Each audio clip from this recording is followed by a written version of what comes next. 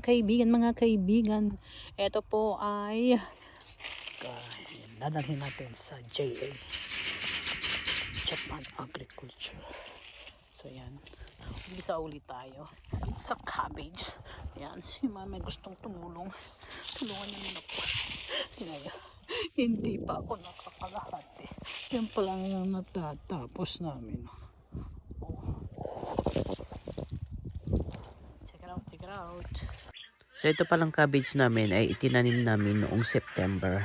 Tapos December or January nung first week ay pwede na nating anihin. At dahil 2-3 lang kaming nagha-harvest dito, kaya ito umabot na tayo ng February, hindi pa natatapos. Sa kabila ng mga malalaking pag-harvest na ito, simpokasan lang ang aking kasama. Siya ay 70 years old pero nagbubukid pa rin.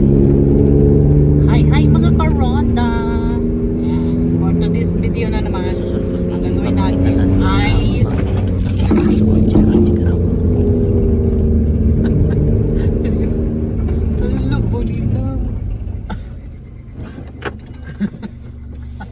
for today's video.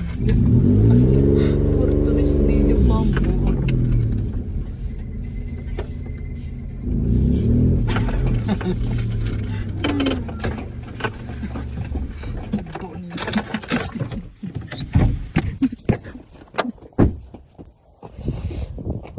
Tadaan! What happened to you?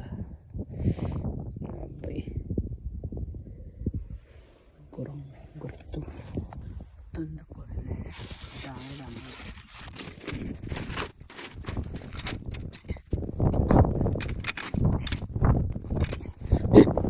So ito yung nakikita yung bundok. Yan po yung araw-araw na dinadaanan ko at napakaganda.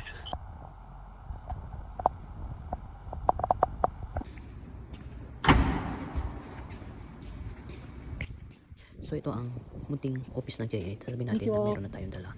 Tapos ikakarga nila yan sa bodega nila doon sa may ref. Kasi ang kikilo nila. Diyan kinikilo.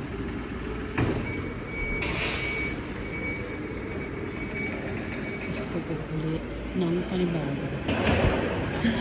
Ito. Tapos ilalagay na dito.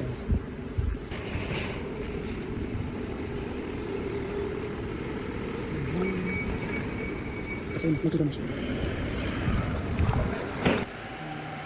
Ayun na. Bye bye. Pupunta na sila sa ref niya.